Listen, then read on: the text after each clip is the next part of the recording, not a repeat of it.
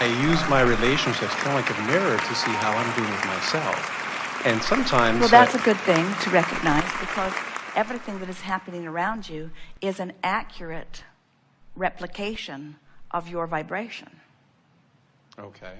And one of the things that people commonly do with relationships is that they try to match themselves to those people and what they want instead of to their own inner being and what feels good. In other words, if you allow it, you will let people train you away from your own guidance by trying to please them. And that's really what goes wrong with most relationships. If you have a relationship, no matter what kind, with someone, and you care what they think, so you start playing to them, you start being as you think they want you to be, and ignoring your own sense of self, ignoring your own emotional guidance, and just doing so that you do the things that make them smile and praise you, and you try to avoid the things that make them frown and criticize you. You train yourself so far from who you really are that then that's what all this stuff outside the vortex is that we were talking about, you see. Most everybody's trying to fix the relationships outside the vortex and can't be done. Have you ever had somebody who wanted something from you, and so you beat it? You found a way to become it. And then they wanted something just a little more or different, so you became that too. And then they wanted something just a little more and different, so you became that too. And then they saw someone else and went away. And you think, gee, you molded me into the perfection of your dream, and now you're gone? How can this be? And what we're wanting you to realize is anytime you are trying to modify yourself from feedback that you're getting from other people, there's 100% chance that you are being trained away from your own guidance system. Oh, that makes sense. Makes a lot of sense. Now, the problem, or the challenge that I'm having, I mean, I want to be happy all the time, or as much as possible. I'm an uplifter, and I want to uplift the people that I'm with, or in this case, my girlfriend. But sometimes I give so much love, which comes so naturally from me, and then I don't get that back. And then, well, but you see, here's the thing that's squirrely about that. If you were in the vortex giving all that love, you wouldn't be noticing it not coming back. Whoops. The only time you would notice it not coming back is if you're outside the vortex, depending on it to resource you. Looking for love in all the wrong places. You're so right. We always are right. Because we have the benefit of full view. We know the laws. We know the vortex. We know your vortex. We know your relationship to it. So what could I do? I mean, how could I use the vortex example, or how can I do pivoting when I feel that way, when I have, let's say, a challenge in a relationship with my girlfriend or a work relationship or whatever? Here's the thing. It's what we were talking about earlier. So let's say something happened and you're not getting back what you feel that you're giving out. So you're beginning to feel resentful and you're out of the vortex. So then think about what steps you go through when you're outside the vortex. Then you confront the other, and then you talk about it, and then you point out how good you've been, and then you point out how bad she's been, and then you remember other relationships, and then she remembers other relationships, and then you talk about your childhood, and then you talk about other relationships that you've seen, and then you talk about this book that you've read and this movie that you've seen, and then you remember that this same thing happened in that relationship and that relationship, and you've just got this big scrambled mess that just keeps you out of the vortex and keeps you activated and keeps activating within you what you don't want. So meanwhile, over here is your vortex spinning with the most incredible relationship ever manageable, spinning over here. But because you're so focused over here on all of these things that are happening and all of these things that are valid and all of these things that are real, that you're holding yourself outside the proximity of your vortex. All you'd have to do is just stop doing that. Just stop doing that. Just let it go. Stop doing that. Now, isn't that easier said than done?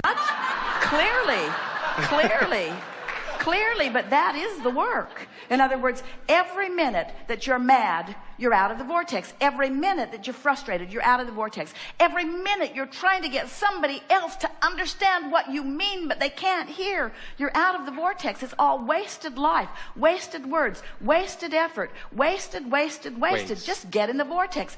How could I get in the vortex with what's going on? Don't think about that, but it's important. Don't think about that, but it's important. Don't think about that, but it's important. Don't think about that, but it's important. All right, think about it and stay out of the vortex. You got to make being in the vortex matter what's... You said to us, I give love, but I'm not getting it back. Go in the vortex. There's love there. The love is in the vortex, you see. Thank you. And so what happens? A lot of people, they find it easier to love others than they do to love themselves. Almost everybody is that way. And we've been saying for a long time, if you will find someone to fixate on as your object of attention and just let the love pour through you, it'll take you right in the vortex. There are so many people who are easy to love. Esther looks at these little kids, almost any little kid. They are so easy to love. And then she looks at some adults and she says, you're not at all easy to love. You should be more like that because I'm a lover and I want to love. And when you behave like that, I can't love. So it's your fault. You need to be more like that so that I can love. And we say, don't focus on them, focus on them. Well, that doesn't seem fair to use an adorable grandchild as my reason to get in the vortex and let all those people who are rotten off the hook. I think they should all change. I think they should all be adorable. I think they should be lovable. And we say, good luck on that one. It's not their job to please you. It's your job to tone yourself, to tune yourself, to train yourself, to align yourself with who you really are, you see. If you could say to us, if this conversation could go more like this, Abraham, sometimes I use people and their behavior as my excuse not to be in the vortex. That'd be true. That's a whole different conversation than people need to change so that I can get in the vortex. The same person who you focus on that holds you out of the vortex is the same person who caused you to put a whole lot of stuff in the vortex. So this is the way it commonly goes. This is a very common scenario. So this person harasses you through non-conformance, non-compliance, through bad behavior, and causes you to build this, don't want that, I want that, know what I don't want, know what I do want, know what I don't want, know what I do want, know what I don't want, till you have built the perfect relationship over here in your vibrational escrow. So there it is, and we know there's lots of good stuff, but this person who sort of harassed you into an improved relationship is now the same person as you're using as your excuse not to be a vibrational match to the improved relationship. And that's why it feels extra, extra, extra, extra uncomfortable. That person is the reason that you expanded here. And now you're using that same person as the reason not to take your own expansion. You see, you have to make it not about what anybody else is doing and completely about how you're focusing, no matter what. Esther says, oh, Abraham, I'm so tired of this. I'm so tired of it always being me that has to just get in the vortex. I so want to hear from you that they should be better than they are. And we say, but Esther, you have no control over their behavior. You only have control over you getting in the vortex. And so after a while, you'll get into the vortex. And from inside the vortex, you will be so appreciative of everything that they have put you through that caused you to put all of this that you want into the vortex. Because when you start taking that ride, whee!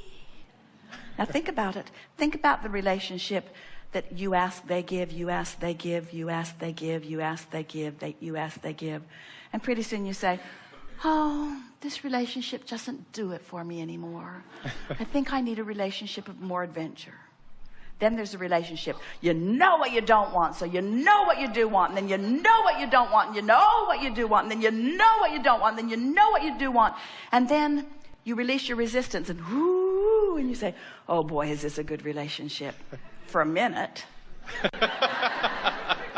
It's your relationship between you and you that you're talking about. And everything else is just a reflection of that back to you.